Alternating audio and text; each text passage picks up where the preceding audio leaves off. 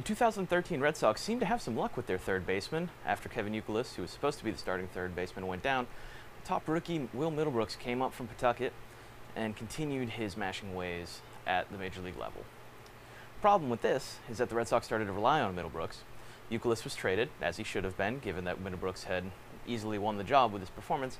But now, after this past weekend against the Cleveland Indians, the Red Sox are without Will Middlebrooks for the rest of 2012.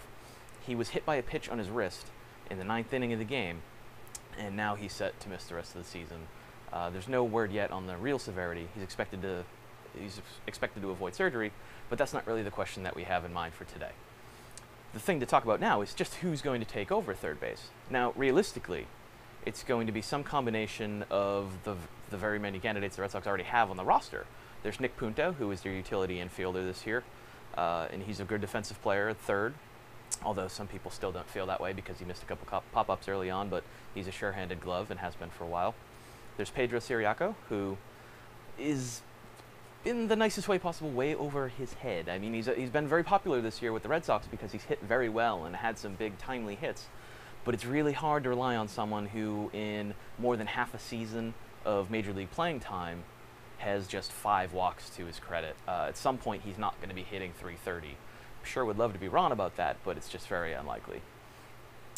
Then there's Danny Valencia, who the Red Sox acquired a little before the Middlebrooks problem. Valencia is a former top prospect with the Twins. He had a very good 2010 rookie campaign, but hasn't been able to match that since. There's some wonder about whether a change of scenery would be good for someone like him. The Twins haven't been very good the last 2 years. Valencia has been known to be a little immature in the past, but it's supposedly passed.